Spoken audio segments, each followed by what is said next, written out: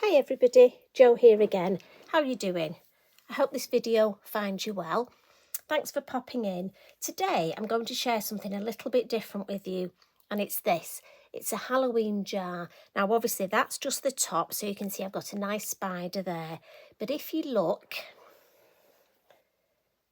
now it's not easy to see. Maybe I'll just move my light away. We've got fairy lights inside the jar, and I've got some nice Halloween stamping around the side, and I just think these are so lovely to make.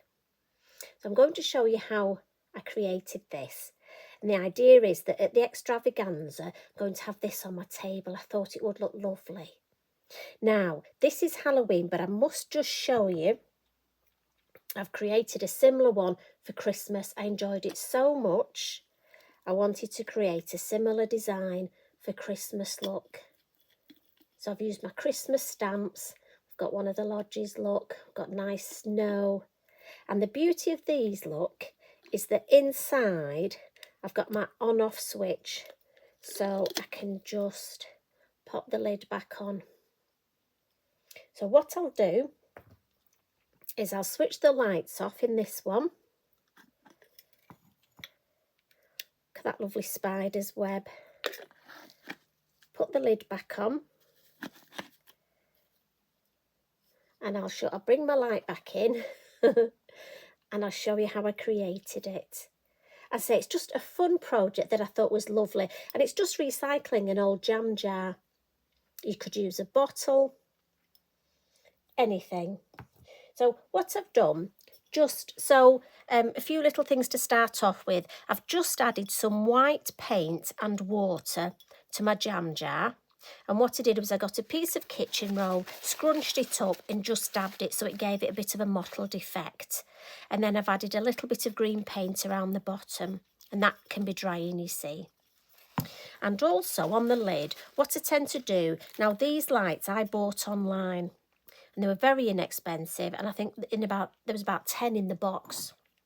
But they're for bottles, so obviously they have a cork and they have an on-off switch, look. So all I've done is attach that to the middle of the lid of my jam jar, so that then I can pop the lights inside and, as I say, turn the lid. So I do that beforehand, and I use my Pinflair glue gel. Now it does take overnight to dry, but I find that the best for me. It holds it in place.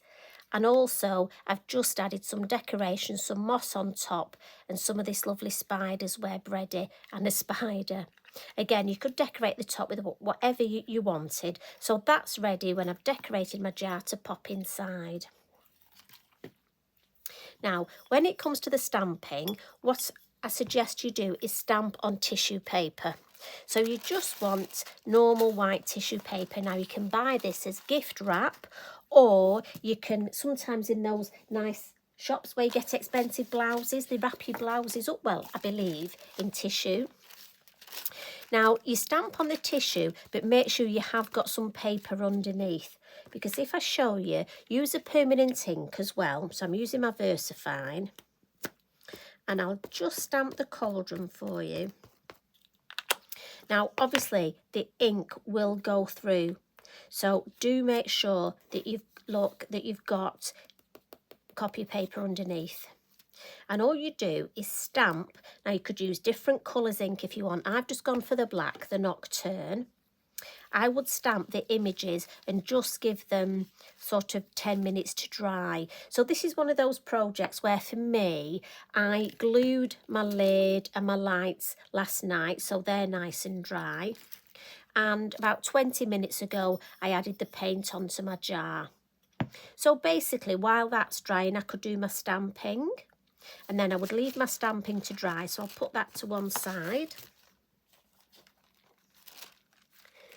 And what I would then do is, on my finished one, if I show you, just here where the top of the jar, I just wanted to add a little bit more detail. So I've gone for just some string. And for me, again, the way I would do that is just get some of this Pinflair glue gel. And again, I only want a little bit at the top. Just because it just almost hides this area. And I just maybe sort of 4 places. I just add a little bit. Again, with this pokey tool I've got. And then all I do is literally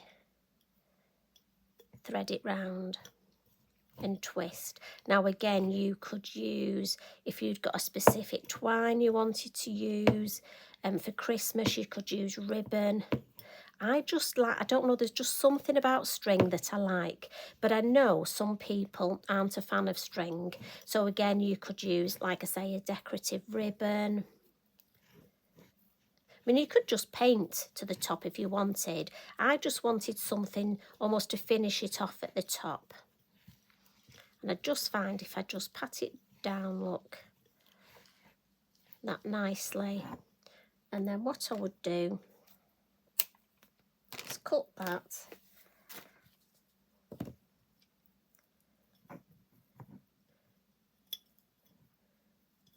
And just make sure I've got a little bit of Pinflair just on there. Tuck that under. There we go. I'm just going to push my Pinflair up so it doesn't dry out. And I just think that makes, I mean, I've got to be honest, I think these would be lovely with obviously different designs on them, but they'd look lovely on the table for parties or maybe weddings. Now, what you do when you've got your images stamped, just need to check you can see. So I've got some images here stamped. The best way to cut them out is to actually tear around them. It's just more forgiving and your edges will almost disappear better. Now you can use a paintbrush and wet the area and the tissue will tear better, but I've got to be honest, I just like to go for it and live dangerously and tear. Now again, you can add some colour. I've used gel pen.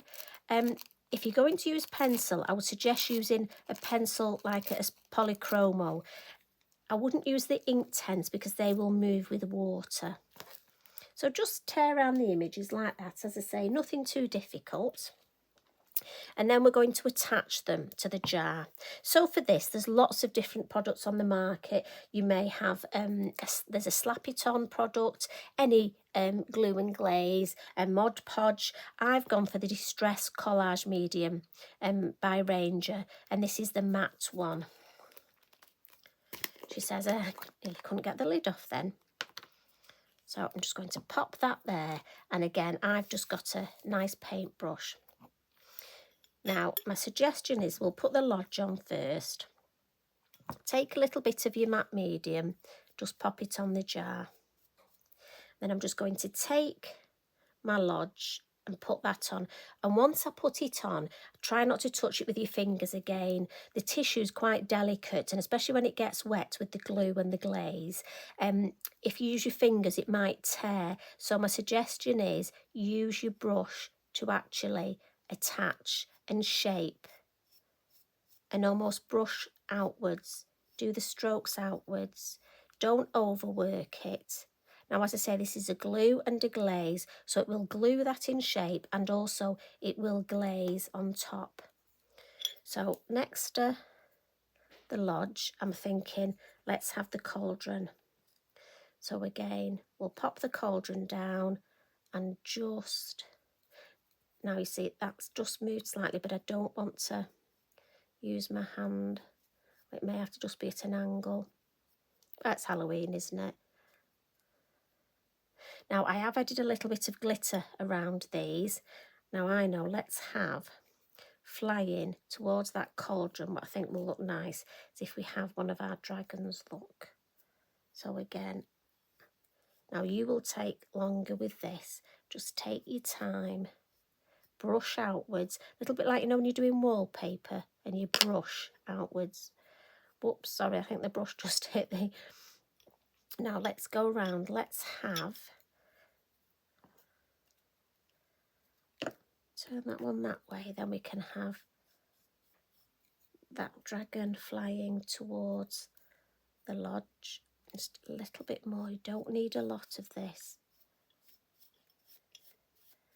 Get the edges. And then I think we've got a little space here for this spider.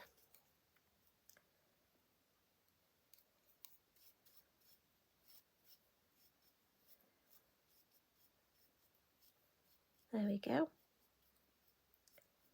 Now again, I'm just going to put my brush in water and put the lid on. It's important to put the lid on and then just wipe my hand. So as I say, that just needs to dry now. And as I say, that is a glue and a glaze. So if you have a look, when it dries and the edges, because we've teared around the edges, it helps them to almost disappear into the white. But also if you wanted, when it's dry, on my finished one, if I bring it back in, I've added some Posca dots and a little bit more gel pen, just for extra sparkle. On my Christmas one, I actually sprayed the whole design with a protection, a spray and sparkle, and that just gave it an even better sheen, and also it gives it that extra, you know, I'm like belt and braces, so means you can handle it and you don't have to worry.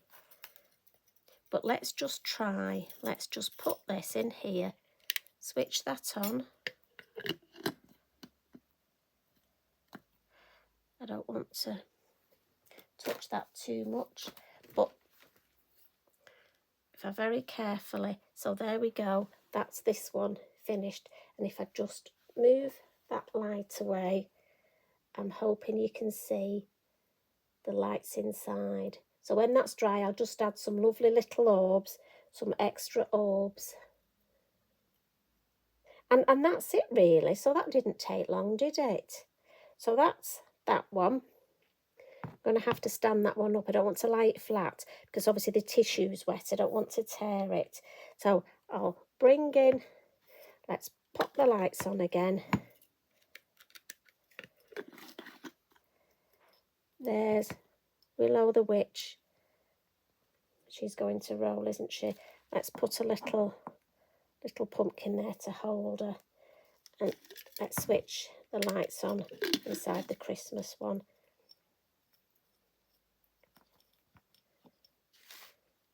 And I can't wait to have these all lined up with the lights on.